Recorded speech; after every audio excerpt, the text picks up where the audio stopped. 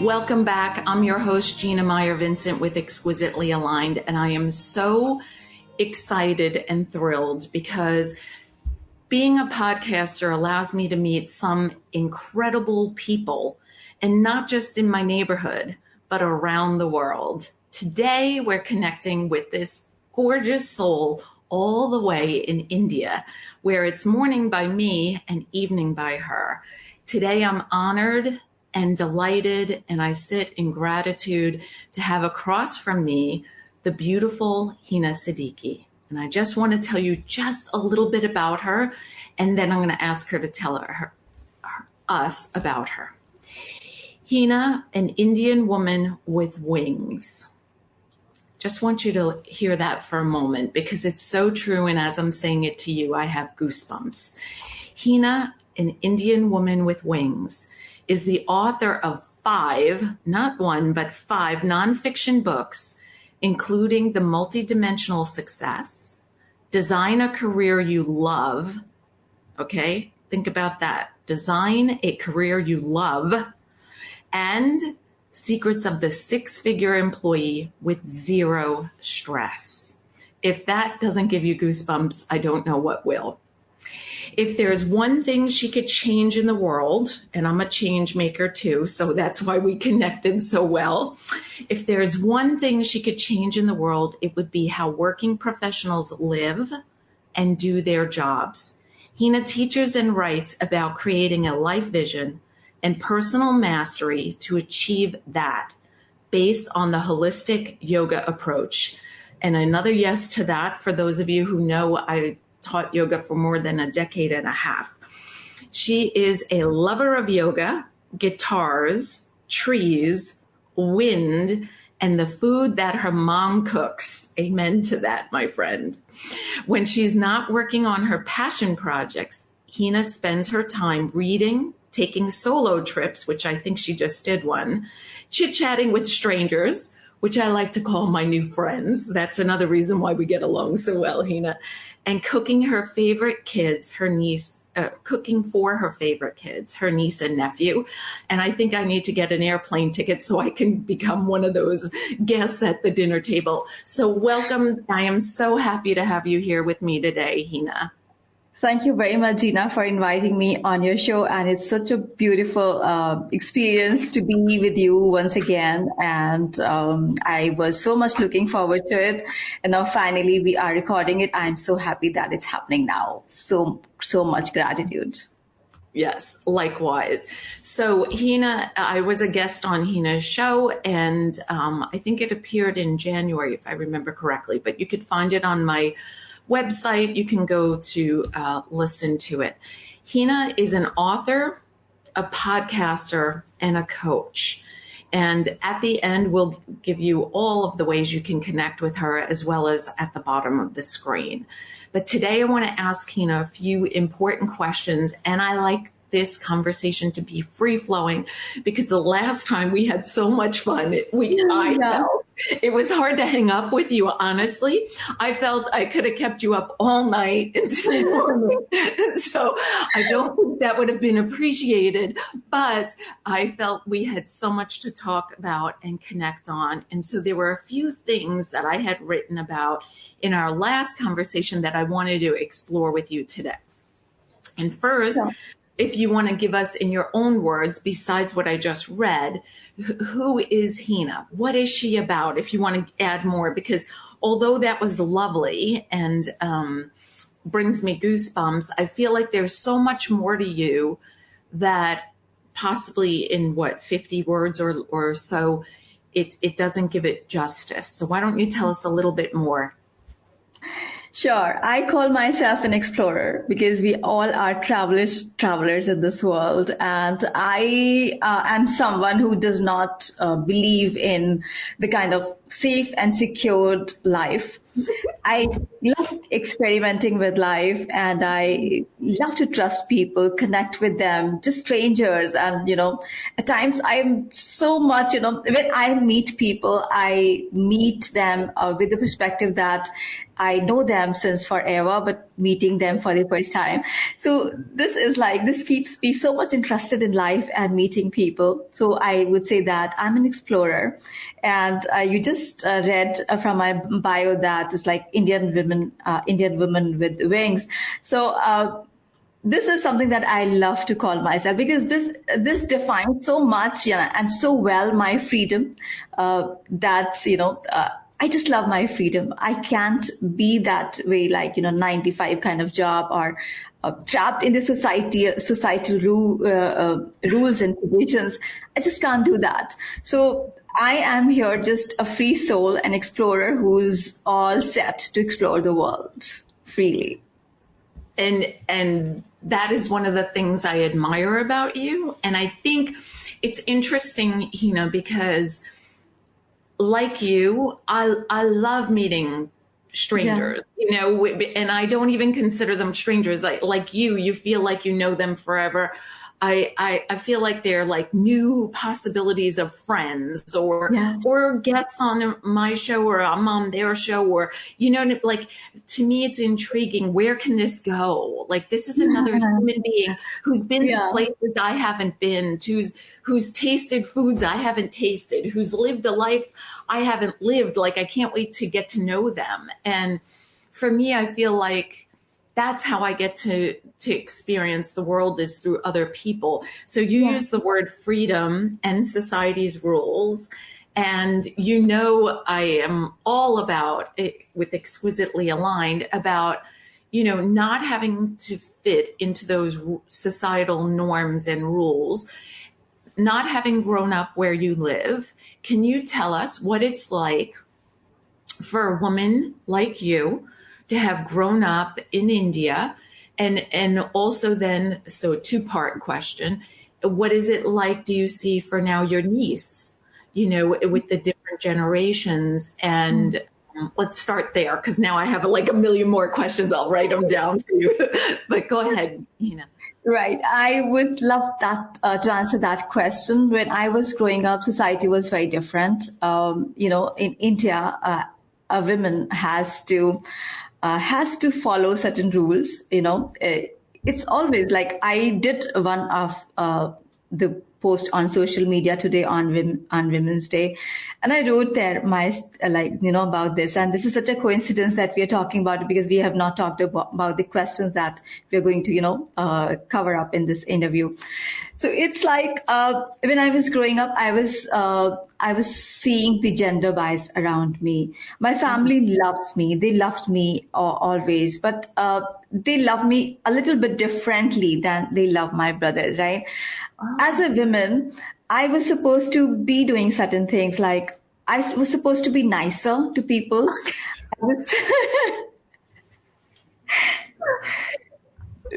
I was supposed to,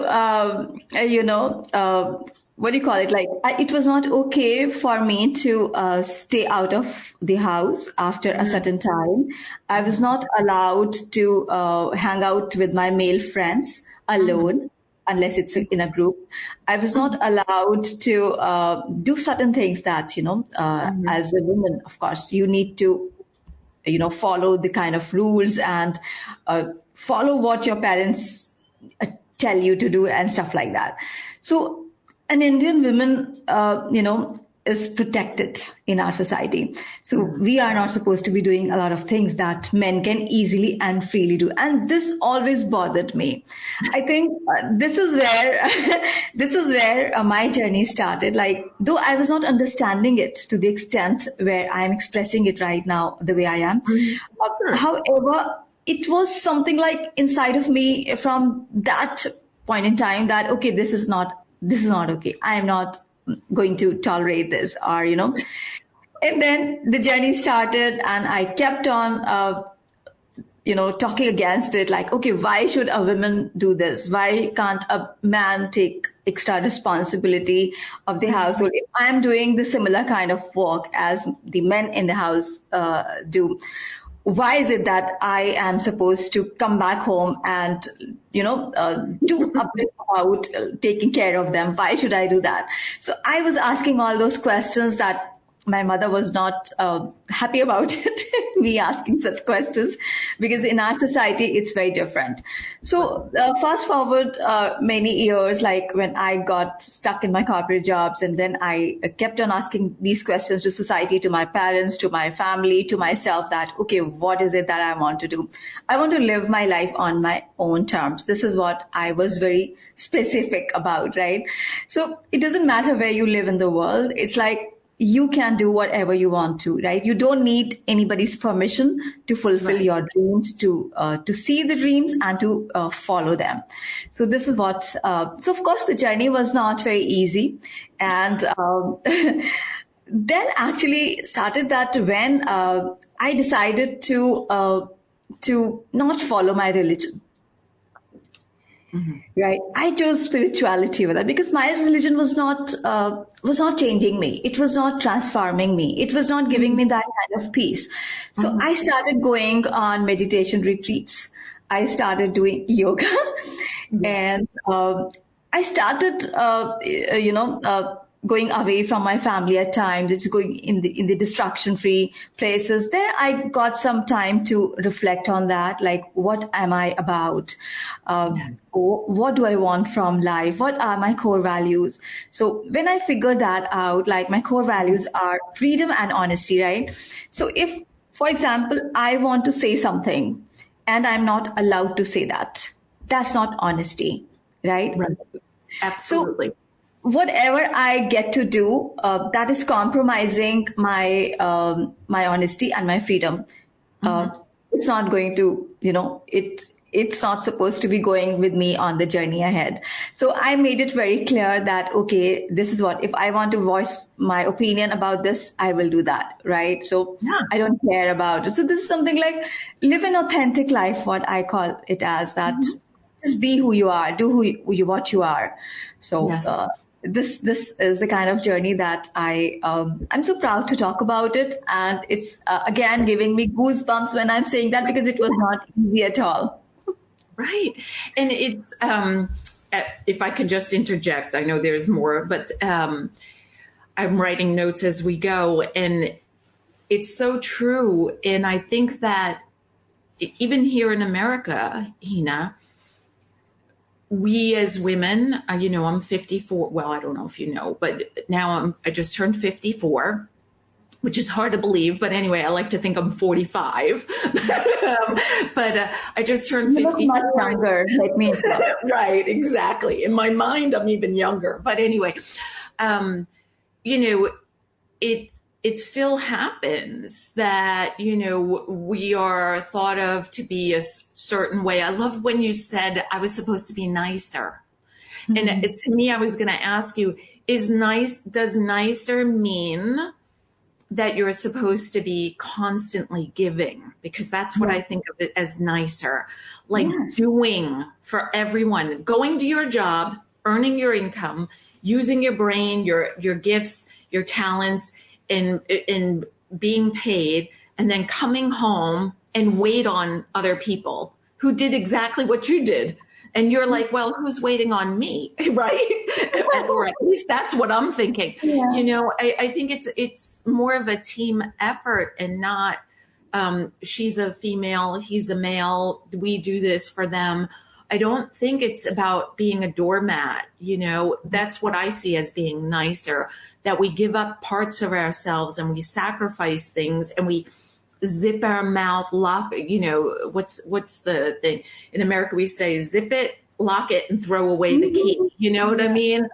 And sure, I use that on my daughter, who's now 16, when she was a little younger, and she would go on a rampage that was, age appropriate. But after 30 minutes, you're like, I can't listen to this anymore, But I feel like as women, we are sometimes, no matter what country, what faith, what career, or what family, or what last name we carry, we're asked to do those things. And you use the word your core values and being authentic, which I call exquisitely aligned. We're both in agreement on that's being authentic. And it's hard if we do that. We feel I feel depleted, and I see other women feeling depleted. So kudos to you, my beautiful friend, for figuring this out at such a young age and sticking to it, knowing that you value, what did I write? Freedom and honesty. And those are two things that just sound like, oh, that's easy, but it's not easy. It's not easy. It's not easy in a world that's constantly begging us to fit in, to conform. Well, Gina, a woman your age shouldn't wear her hair standing up. Or Hina, a woman in India shouldn't be questioning these things as a 12-year-old, as a 30-year-old. You know what I mean? Like, you should just be quiet, be sweet, be nice, Right. and hurry up and get me a drink, like I'm teasing. Yeah. But, and it's so it's fun and funny that we are talking about this today, especially after you made a post that I haven't seen yet because I just but I wrote myself a note to go look it up and share it. But so first, did you have anything else to say about your experience? And then I do want to hear about how you see it for your niece, like how old she is and how you see the differences, or I hope that there are some differences.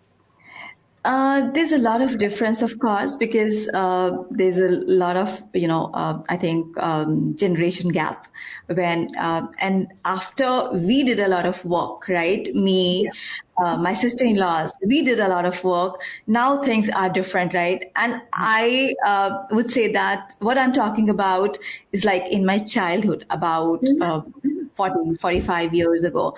But now I'm so proud that my family supports me in my decisions and my choices because, it's not anybody's fault. It's like they were doing what they had learned from their parents and their parents from their parents. So it was just someone had to, come forward and break that pattern. So sometimes like we women have to take that responsibility too, along with a lot of others. So we are there to improve the life conditions for the future generations that are going to come up after us. So my niece, like, it's very different for her, but then this is something like it had to, we took a lot of effort, like we put a lot of efforts to bring that on and to make that happen. And how old is she, Hina? She's now 11 years. Oh, wonderful. Yes. And you use the word, I think that, let's see, how do I say this? Give me a second. Although English is my first language, I sometimes struggle with my words. So I know the feeling, the emotion. But what I want to say is you were talking about, there's definitely no hard feelings to any family members. And I understand that, or to society. I feel like for some of us, I think you're energy sensitive because we both practice yoga and we feel, like you were saying, the trees and the wind, so you feel that connection to the trees and the wind. But I think also what some people may not understand or may not be able to express is that there's this energy when so many people feel the same way or buy into a belief, being that a woman should be a certain way or a daughter should act, or there are these rules, societal rules, no matter what country, what faith, and so forth, or nationality or family you come from, that it's very hard energetically. I think of it as like a magnet pulling everybody. And these things, because I too had a lot of questions like you. I think that's why we get along so well. Was that, I think that we were, I'm guessing that you and I were similar in that we always felt a little different from the way other people thought. I know I personally never felt like I fit in. There are still times where I leave events and I'm like, okay, I didn't fit in there, and it's okay. Like I've gotten to the point where I realize I don't have to fit in. I wasn't born to fit in. I'm a change maker. I'm a mover and a shaker. I know you're a change maker, and you have the courage to step up and to take on that role. That's what I think you were speaking to and your sister-in-laws, to help your 11-year-old niece to experience the world in a different way than your mom, your grandmother, great grandmother, all those ancestors. And it's not something that happened overnight, because I've been doing a lot of investigating. This is like centuries old of how we as women were asked to be a certain way when it was okay for a man to leave the house and be gone for, I don't know, hours, days, right? I'm joking, but you know what I mean? Without question, whereas a female, it's different. And it's different in so many cultures. And I think it's happening because I love talking to people around the world, everywhere, in some places more dramatic than others. And it's us finding our own core values, like you said, and what did you say? Freedom and honesty are huge, and just amazing is not the right word, but what core values, Hina? Those are like the two that they steal my breath away. I don't even have words. So kudos to you for understanding that and coming to that place. I do want to speak to you, so I'm going to let you choose what's next, because you can put it how it ties best. I wanted to today discuss spirituality with you, which you mentioned, and also leaving the corporate world, which we just mentioned. So if you want to pick which one you want to do first, or how it ties in, because you know your journey better than I, but I just find you so fascinating and enlightening, very, very enlightening. Thank you very much, Gina. And this is like I would love to say that we gel, so well, because we are standing on the same kind of ground.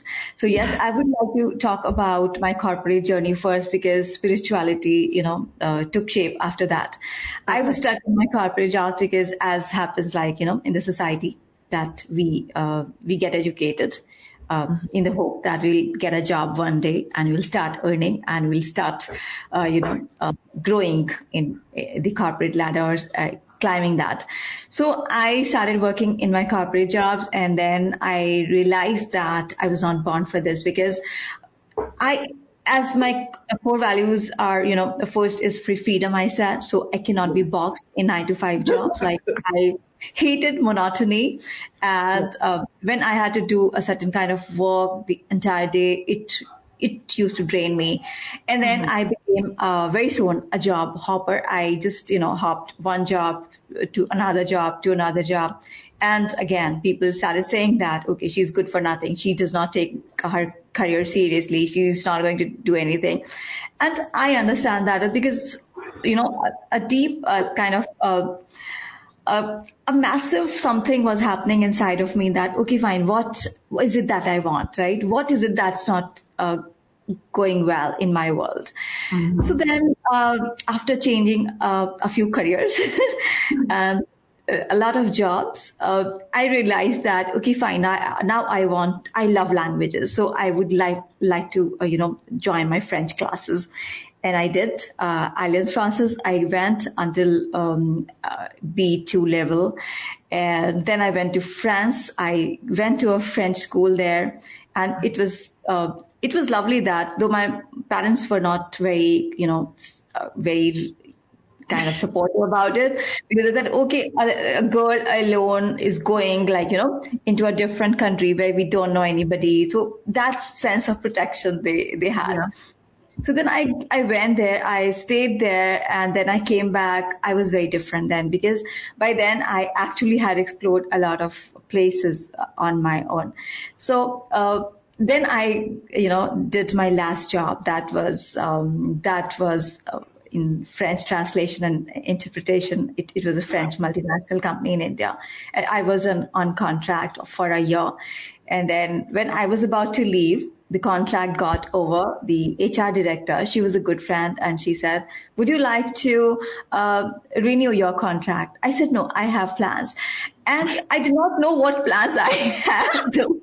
But I did not want to be boxed, in that. You knew your plan didn't include the desk, right? Right. And then I just finished that contract, and then I did that the trainer training. And from there, I started writing my first book. And from there, the corporate journey started. So spirituality was something like, as I was so much into personal development and growth is, that's also one of my values. And I always, believe in growing and growing some more. So it's a spiritual value. And of course, any kind of growth, and every kind of growth is a spiritual growth. Yeah. So there I realized that, okay, what is coming in my way? So then I realized that, okay, religion is something that's holding me back. I am supposed to, okay, this is something that I want to do, but my religion says that, okay, this is doing. So there it was like, the conflict. So then I read a book. It was a wonderful book that showed me the path that what every religion is saying, that come in our umbrella and you will be saved from hell. Right. And this was something ridiculous. I was finding who to believe and who not. Who's saying right, who's saying, so I just, that book was an eye-opening experience for me. And then I realized, okay, fine, let me just choose my own path. Let me choose my own way. And then I chose spirituality over religion. So it was difficult for my family to understand it, to the extended family to understand it. That's completely okay and normal. Right. But what my spirituality, made me, my religion could not. So that's where the spirituality came into picture. And I did Vipassana 10 days retreat, silent retreats, where we are, we are robbed of our money, our phone and everything. Like, you just go there as you don't know anybody in the world, right? Mm-hmm. So you don't have any identity. You just are alone in the world. So there I stayed there for 10 days and I cried a lot. I healed myself a lot, and then there's lots of self-realization that I had during those times. And then again, I kept on traveling solo, meeting people, very interesting people, and everything was changed then.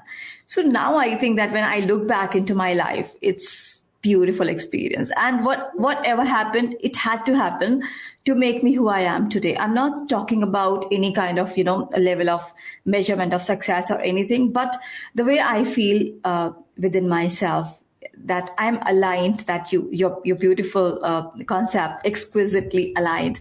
So I feel in that alignment with who I am and what, of course, it's a lifelong journey. It's not going to end until I'm alive. But I'm open to that. So far, so good. I'm loving everything that's happening around me.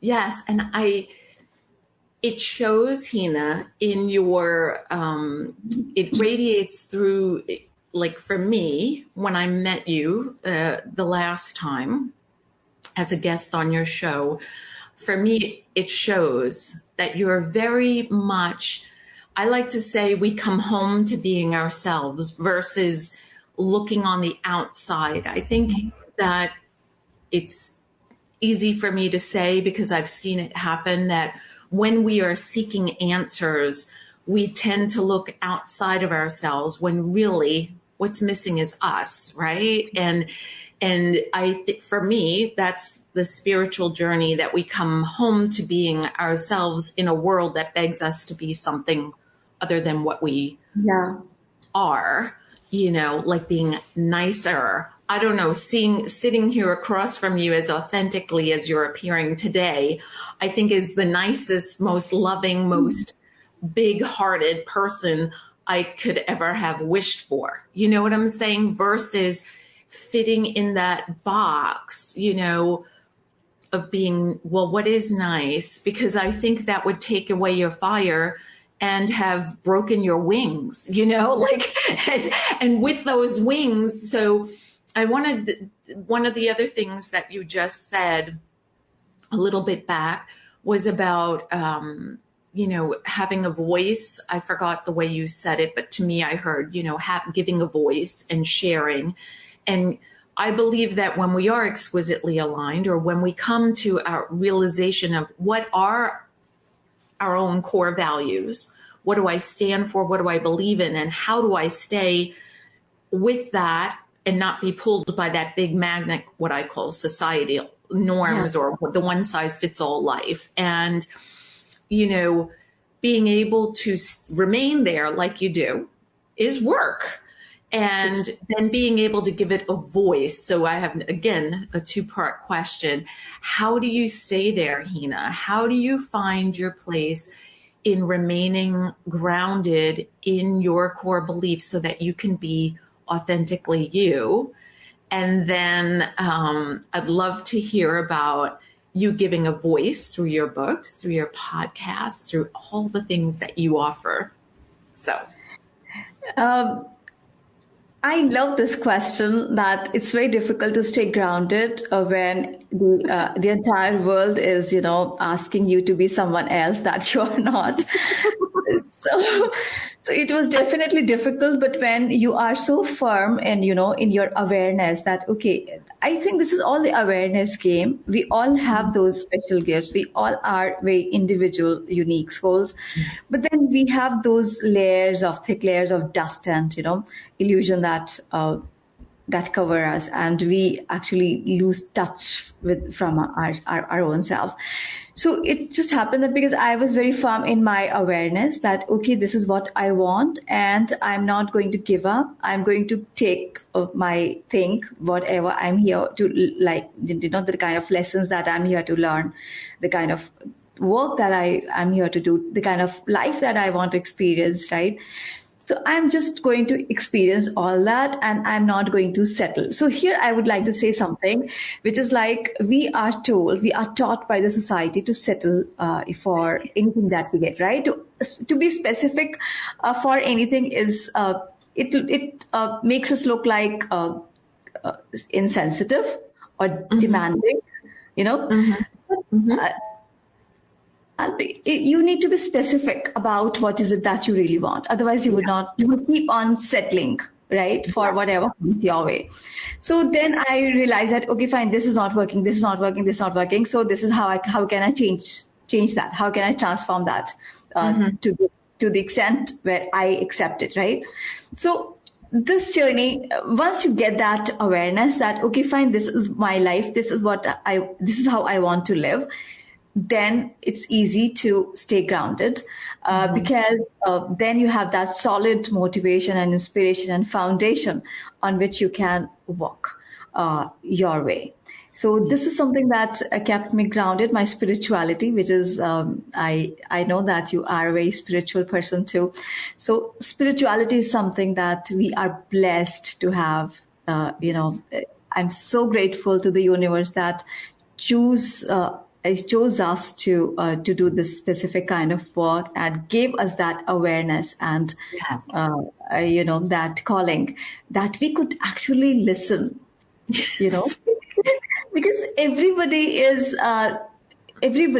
gets that calling. I'm sure that because when you came on my show last time, we talked about your husband and the kind of calling that you got, right? So we all get those kind of callings, but then very few people are able to listen to that calling and transform life. Otherwise, we just keep on going, and things keep happening to us, and we reach to the end of our lives and then it's finished. So it doesn't have to be that way. Like, we don't need to regret that, okay, we could not live our life. So whenever we get that calling and we listen to that and we change the path, and then we get there easily, right? So once you get started on the path, then everything is easier, isn't it?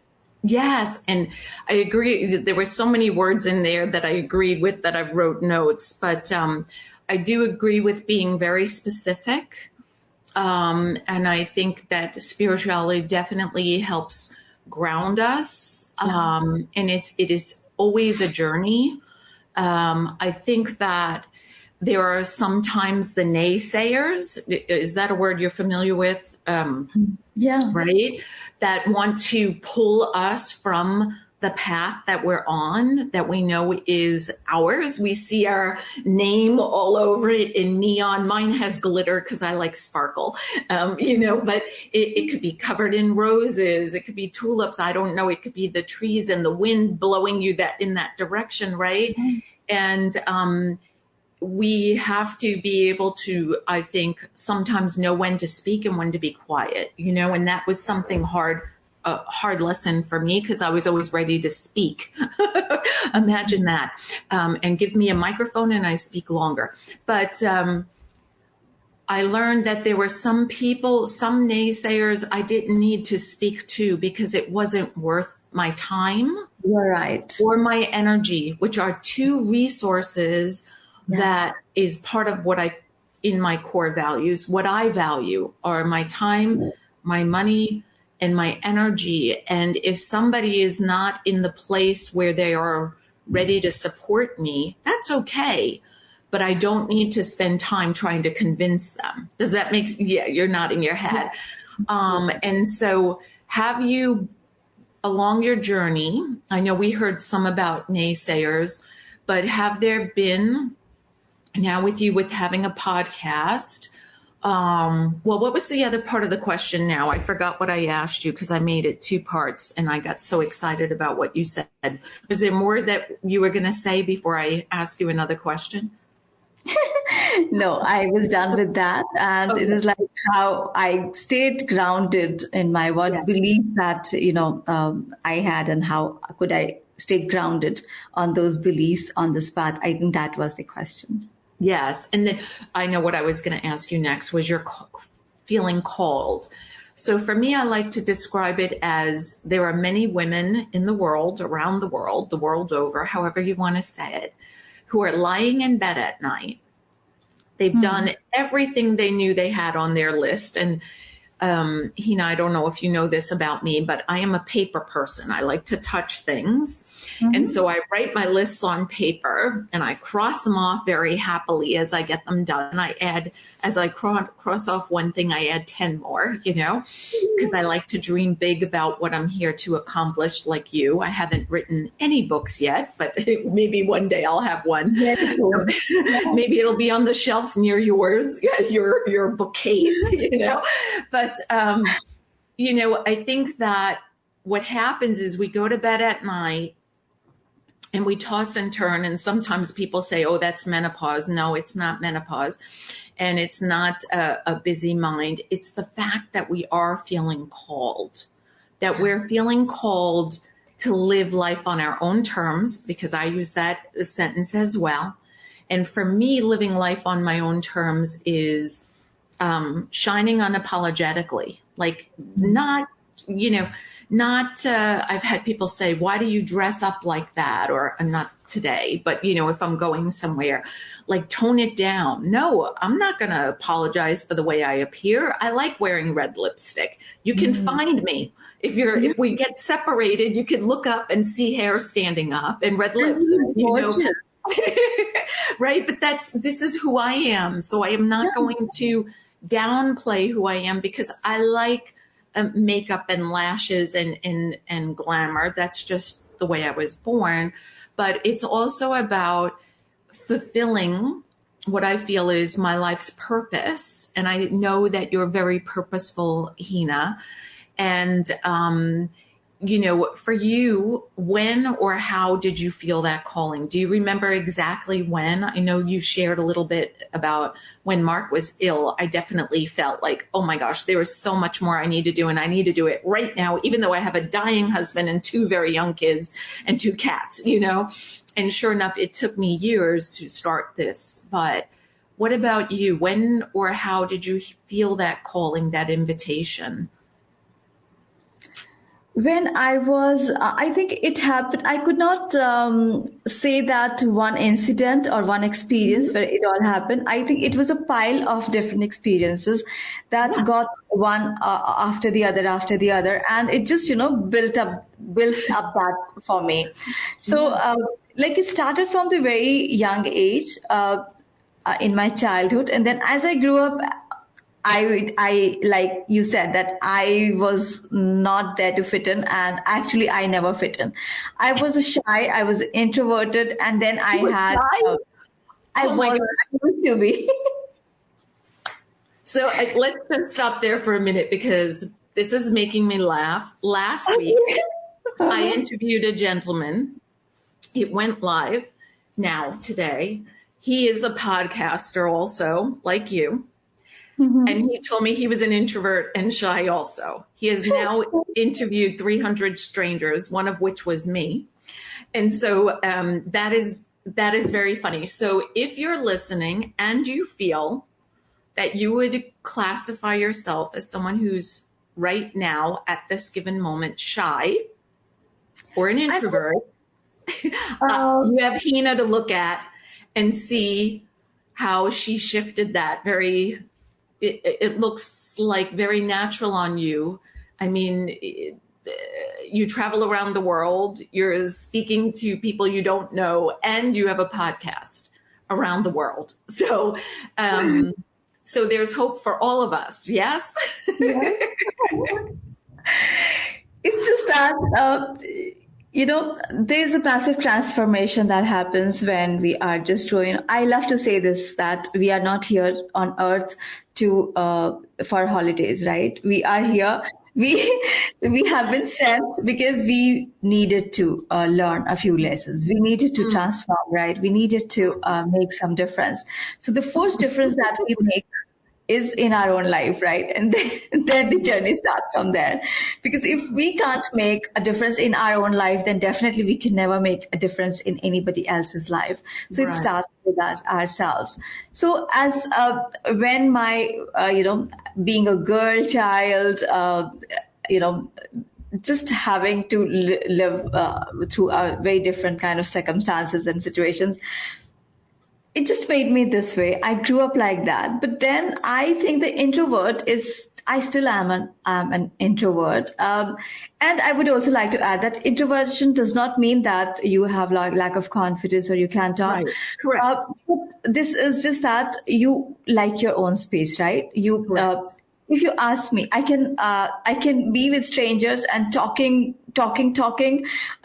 all day long. But at the end of the day, I need my space, right? If you Yes. sit 24/7, you just be with people. I want to be with myself. I love my company, man. So this is something very important for me. So by introvert, I mean that, of course, I love my own company. I need my time with myself, doing things that, do not include anybody else. Right.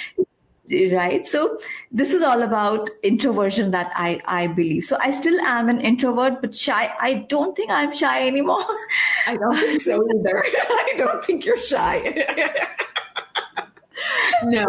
And I do want to, that's a great point because my husband, well, there's four of us in the family, right? Mark, Kai, who's now 20, and Sonia, who's now 16. And the three of them very much need their alone time. And I learned that very quickly as a newlywed. Like, where are you going? He was going to his man cave, which really wasn't a cave because we didn't have a lower level and we didn't. So it was very funny because I'd be following him and he'd be like, no, no, no, no. So, and it wasn't for me until I was a little bit older, I would say, yeah, much older because I was married then, that I find that there has to be a balance. And each person, like we said earlier, you mentioned it, is unique.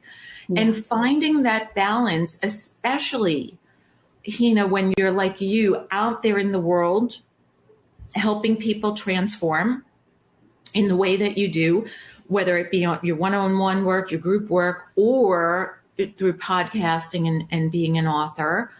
you need to like refuel, is what I say. For me, it's spending time alone, but really it's spending time in the sunshine. So my time alone is during daylight, where I go to the yard. And yesterday it was funny because Cleopatra, my German Shepherd, who's now 11 and a half, was barking at me, barking at me, barking at me. So I said, okay, let's get up. Walked out of the office into, okay, you want food, water? No, the door is open. What do you need? And she walked me into the yard. And it was for me to take a moment and really sit there. And I did. I sat there and prayed and meditated. And I don't think I was out there very long, maybe 20, 30 minutes, but it refueled me to come back to my desk and do what I was preparing to do. And I think that's a great point, that we all have to make sure that we take that time to refuel, to reconnect, to, I don't know, there's probably words you would use that are different. What would they be? Recharge ourselves. Yeah, Just recharge. recharge our batteries. This is like everybody has their own unique, ways and styles to do that. For me, one more thing works is that every few months I would go somewhere solo. Travel, right? So it's like it re-energizes me. It recharges my batteries, and when I come back, I'm much more ready to work, much more productive and stuff. I've stopped using that word productive anymore because I don't use that word anymore. Being in flow is more of the kind of word that I like to use, right? Because that explains, that is even more productive than anybody could imagine, right? Yeah. For me, in flow is, I get these intuitive hits of what's next. I see things that were missing or loopholes in my business or working with a client. So yes to that. I'm going to write that in caps, to flow versus productivity. Yes. Yeah, so this is very important, and as a woman, it's very important to get in touch with our own selves and have our own time and put ourselves first, and just listen to our own needs and dreams and desires first. When we fill ourselves so well, then we can give to the world, right, to the people around us. If we are doing things from a place of resentment, from a place of unhappiness, or then we are just creating negative energy for the other people who we are doing it for. Right. That whatever I do for anybody around me, it has to come with joy, with happiness, with pleasure, with sincere gratitude, with some certain degree of warmth. Otherwise, there's no point doing anything, and it's just going to create negative energy for the other people. So definitely, it's not going to serve anybody for that matter. And I think sometimes what I've seen in the years of now 20 years of working with women is sometimes it brings upon resentment. Yeah. And that's something heavy, you know what I mean? And resentment takes us away from flow, because I think of flow as your wings, right? And I'm a visual person. So I totally feel like being in flow is not being in a box. It is you having wings. And if you feel resentment, that is like having 40 boxes and you're in bits and pieces. Your elbow's in one box, your shoulder is in another, and like you're so disjointed. Love that. So thank you for giving me that image, because I've never had that before. I'm going to come back and write notes on that myself. But so I'd love to ask you now, because I know you do amazing things in this world. And that's why I'm so excited that you're here with me and that I got to meet you as a guest on your show. I'd love to hear about your Dream Job Mastermind, if you don't mind sharing, because just even the title it makes me smile from the inside. And I think that sometimes, because of those boxes and because of what we're expected to be as a woman, we think that we can't have, or maybe we're not worthy. Maybe that's the right word. We're not, because of centuries old, junk. we're not worthy of having that dream job or being able to dream. So that title alone just brings me on. Like, we could probably talk for a day about that, but I know you need to get to bed at some point. So can you explain a little bit about that? How do you work with people? When does it start? Oh, everything that you can share with us. Thank you very much for asking this question. I would love to talk about that because this is what I stand for. Yes. Being in the right place, being in the right culture, work cultures, and to be able to dream, right? As I said, we just talked a bit before that we have learned to settle for anything that comes along, that comes to our way, comes our way. Now, when we have learned that behavior to settle, it is showing up everywhere. As children, how many times we were given that liberty to ask for the specific birthday gift or what we want. Christmas or what we wanted for a festival or celebration. Mm-hmm. Whatever we got, we were expected to be to accept that. So now that's the nature, right? That the collective psyche. Yes. This is something that's happening, that now we have learned very well to settle for things, right? Whatever comes our way, we will take it. We'll accept it. And then we will keep on complaining and blaming. That's a different story. But then we will take it. Right? So this is what's showing up in our jobs and in our relationships and everywhere. If we look at that closely. So as we're talking about jobs right now, so let's stick to that. People take up any job because they have bills to pay, right? They have to take up a job because this is what they have got education for. Mm-hmm. Now, when they have taken the job, and after 5 years or 10 years, when they keep on doing, keep on blaming, cribbing, and not liking the job, bosses are toxic, job is not giving that satisfaction, but still they will not leave it because they have bills to pay. And of course, that's a valid reason too. Mm-hmm. Yes. Now I want to give them a new way to look at it, right? This is like they have a choice to be specific about what kind of job they would like to take up, in their corporate careers, and what is it that what are their unique talents and gifts. Based on that, you can take up a job, right? So if you are doing something that is not your natural gift or natural talent, you're very less likely to progress in that, to perform that with joy and fun. So it's very important that you be in the right kind of place, right kind of work culture where you are appreciated and not judged. Mm-hmm. So if you are in a place where, again, exquisitely aligned place, then you are going to, make much more money, have better job satisfaction, climb the corporate ladder faster. So all that's going to happen. So Dream Job Mastermind is all about, giving them the clarity. What is it that they really want? Specifically, don't be afraid to be specific about what is it that you want, right? And it's sometimes very, hard for people to even imagine what is it that they want. Right. They would not even like to describe what is it that they want. If I ask them to visualize, what kind of employers are there around you, what kind of colleagues you want to have, you want to have in your next workplace, they have that problem to even visualize that. So if you can't even visualize, how can you make that happen? This is something that we do in Dream Job Mastermind. First is the clarity work. We do a lot of clarity about what dream companies do you want to work with, what kind of dream job role you have. And I give them tools to do that. And then the next thing comes up, that is the mindset. Where, because, you know that, of course, that whenever we set that worthy goal for ourselves, next moment, that voice comes up, that who are you to deserve, to ask for that, to dream about it. So that inner voice, that is the critic voice. So then we handle that, mindset work, and then the lots of stuff like it goes on with interviews, with resumes, customization of the resumes, and networking and all that stuff.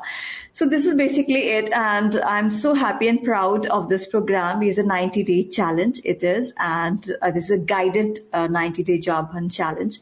And I guide them through this challenge from week 1 to week 12. And this is like once they come out of the Dream Job Mastermind challenge and they do the work that I tell them to do, they come out with their dream job, with a high paying salary. Yeah. So we also work a lot of, we do a lot of work around money mindset, because career and money are siblings. Yes. Because their money mindset is distorted. So, and of course, that goes into our past, right? What kind of childhood we have survived, what kind of money issues that we have seen. So, sometimes people hate money because they find it that it's, it's the root of all evil, or it's being greedy and stuff. So it's just not that. Money is just the energy which is there to fuel, to fund your ideal lifestyle. That's it. Take it as it is. So this is all we do in Dream Job Mastermind. And I would like to invite people to join. It's by invitation only. So we can't help everyone. So this is like, they need to contact us, and then we look at their resume and stuff. And then we can give them, like, send them an invite to join if we think that we can help them. So this is all about Dream Job Mastermind. Yes, that's awesome. And I love everything about it. And I agree with you wholeheartedly. I believe that we each have these gifts. And now that I have my daughter as a junior in high school here in America, so one more year of high school and then she can go to college, which is the path she'd like to go right now. And we support that. But, I keep saying to her, like, let's look at your gifts and your talents first before you start looking at colleges and careers, because you might think this sounds lovely, but it's not in your wheelhouse. Like, do what comes naturally, do what comes so easily, which I think you would agree with. You're not in your head that you can't imagine people are going to pay you as much money as they do. And you would wake up and do this for free day after 7 days a week, right? Because I think that's how you feel about your career, is that you are using all your gifts and talents, Hina, and it shows in the work that you do. And people pay you a lot of money, because I like to think of it, right? And because you're able to help them transform. And the thing you were saying about, the mindset, I think is really powerful. We spoke slightly about the naysayers, right, in life. Sometimes we ourselves are our own worst naysayer. It's not someone outside, it's us saying, well, you can, who are you to dream that big, right? You said that. And it's because of those societal norms, again, pulling us back to thinking of the way we were maybe raised as a child. So that, kudos to you. The information for that will be on the links. So please let Hina know and apply, because I know that you will transform to a place that you've never dreamt of. Let's say it that way. And then Hina, because I know I have to let you get to sleep, if you don't mind pulling a card from your tin, the Opening to Possibilities cards, anyone, whichever one calls to you today, and then tell us which card you picked and read the statement. And then if you want to pick one of the questions to answer, that would be phenomenal. I'd appreciate it. First of all, I would like to thank you for this. And I got this gift and it's so beautiful. It's so beautiful that I've started journaling to the prompts that I get that one card each day, and I do that. So yes, I would love to do that. Let me see what comes here. Oh my God, I can't believe it. It's travel. Oh, that's perfect. I was trying to think which one is going to show up. That is ideal for my Indian friend, my Indian female friend with wings. Travel. That is ideal. Go ahead. Sorry to interrupt. And I can't believe that, Gina, it's happening. As wherever we are together, some kind of miracles are happening. I see that Always. them happening all the time. So I was not expecting this card at all because No, me neither.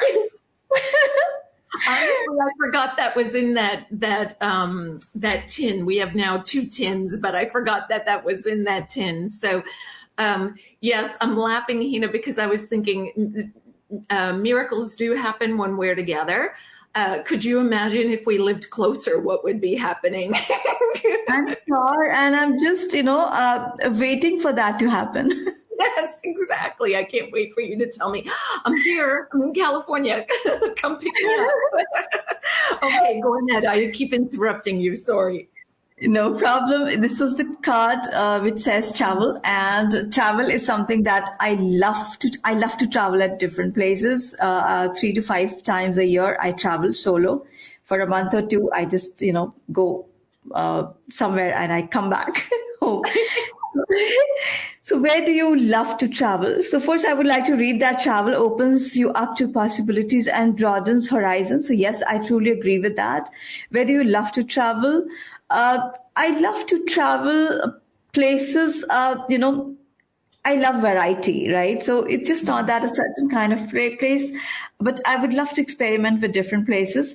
And you know that my next is going to be perhaps Thailand, because I'm going to fly there to get my US visa from there.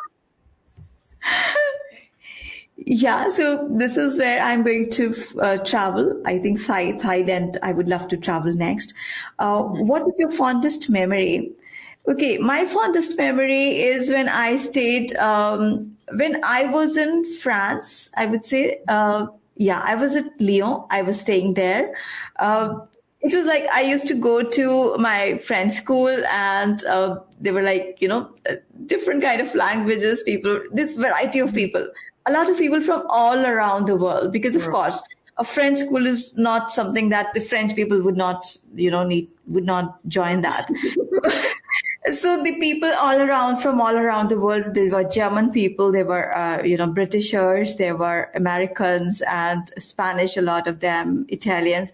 So I used to love that. This was a beautiful memory. Like it just transformed me a lot being in togetherness with so many different kind of people. So what's next on my wish list is US, as you know. So yes, this is something amazing, and I'm going to journal on these prompts. I think tomorrow morning. I'm just taking this one out. Yes, good. Awesome. Well, thank you. That is it. It's very funny that you should pick that card. Well, it's not funny. It's meant to be. So thank you, Hina. Thank you for giving a voice to the things that need to be spoken about as a woman, as an Indian woman, as a spiritual leader, as a coach, as an author, as a podcaster. I'm missing a few things, as an aunt, right? As a daughter. And so all these hats that you wear, and you're able to have the courage to know yourself so intimately and have that awareness that you can continue to share and help others transform in the way you do, like the Dream Job Mastermind. I am very grateful and proud to be able to call you a friend.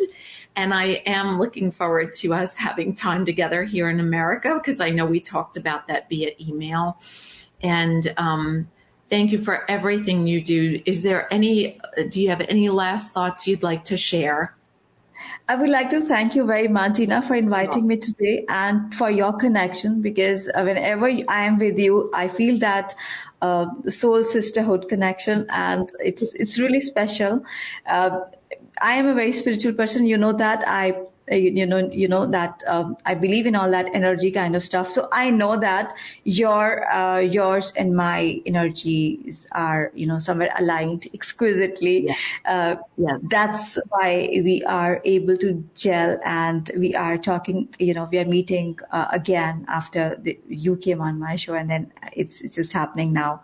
So thank you very much. And you could understand all those thoughts behind whatever I'm doing and whatever I've done so far, because you have lived this similar kind Yeah. of perhaps experiences, right? So as Yeah. we talked about your journey with with after your husband Mhm. fell sick. So we talked about all that, and I really appreciate you for the kind of work that you are doing. You said that I'm doing great work, and You are. so are you. It's like Oh, thank you. transforming people's life is something that is not the kind of work which is not given to everybody, right? God Right. chooses some special people to for this task because it needs a certain degree of compassion, empathy, and some really unique feelings inside of you Mhm. that God picks you for this kind of work. So yes, I know that you're doing an amazing job. I too am doing some great job to transform people around me the way I transformed my life. I want to transform other people's life. But then I would like to say, as my last words that here on the show right now, that of course you are there to help people grow. I'm there to help people grow and change. But then they need to take that responsibility Yeah. themselves because nobody can change you unless you want to. Yeah. So this is really important that you take that calling, because universe is sending you callings just all the time. Because whenever we see that any kind of tough experience, any kind of tough illness, we it's very normal for us to panic and to blame God and uh, to just feel that terrible. But if we could see that compassion from God was Mhm. just giving us that enlightened path that okay, fine, this is the possibility for you, this is what you need to learn, just learn your lesson and move on. So then things happen, then miracles happen, and people need to do that. And on this Women's Day, I would love to say that all the women out there, just be in your power. You are the diva, you are the most gorgeous creature on this world, and there have been battles fought on you. So don't play small. You are not small. So Mhm. it's time that we need to take our power back from Mhm. everywhere, everybody in the world. I agree. Was there more? Sorry. I get so excited. And I would add to that, and because we always do gel, but one thing I didn't get to say earlier that when you were saying this, I feel like needs to be spoken is what I'm getting intuitively is that, like you, changing jobs and people then looking and saying, oh, maybe she doesn't take her career seriously. I would have to say, I experimented and explored many different things as I became a mother. I was mostly a stay at home mom, which is a career, a lifelong career with no health insurance, no days off, and things like that. And my mother always told me that, and then I realized what she meant. But yet it's one of the most things I'm proud of. I'll never win Mother of the Year because I'm not putting my name in the hat. My daughter would tell me, you're not the nicest mom. No, I'm not here to be nice. I'm here to groom you to be whatever it is you're called to be. But what I wanted to share about that, Hina, is because like you, I think there are other women like you and I who maybe have done multiple different things, exploring, experimenting, playing. I want to use the word playing, which I know a lot of people think, oh, there's no time to play. But I think as an adult, we need to play. We need to Yes. keep a little bit childlike in our heart, in our mind, because these things that we go through that you were alluding to are not always easy. But if we could play with them and say, what is this about? What I'm looking up for those of you who are not on YouTube, but questioning and having the words that you used earlier, awareness is number one. I learned that very quickly as I started practicing and then teaching yoga. Awareness is key. And then I think intention, right? Having the intention of what are we here for and what am I building, how am I serving others in a way that's not being nice, right? Not the nice word that we were taught as little girls, right? But serving in a different way. So if you are hearing this right now and you're wondering here on National Women's Day that maybe your life has been similar to Hina and I, where you felt a little that you didn't fit in, or a little unusual or unique, and that you've experimented and explored many things, and you've been nice in your life, or maybe you were a rebel going against the niceness because the niceness didn't feel right, then you rebelled against it, and that's tiring too. So maybe you're tossing and turning at night and feel called for something more. And so with that, I would invite you to reach out to both of us, because that's what we're here for. And Hina and I both operate under the same, as I think you can see, we're very similar, even though we're around the world distance wise at the moment. As she gets her visa, we'll be together. But that if we are not right for you, we are able to connect you with the right people, because we love people. And we are very transparent in what we offer, how we can help, and being honest, as she said, in telling you I'm not the right person, or I can't assist you in the way that I'd like you to be assisted. And that is why I have Hina with me today. And so in gratitude, I'm going to say thank you from my entire heart, Hina, for the work that you do, for the person you are, for how you appear, for the voice that you give to what we both agree is transformation. And I forgot to hit on the point that you made about, as much as we love to help people transform, if the naysayer in them is not allowing them to move past and shift that mindset, there's really nothing you and I can do except go back and pray about it, right? And send love and light is what I like to say.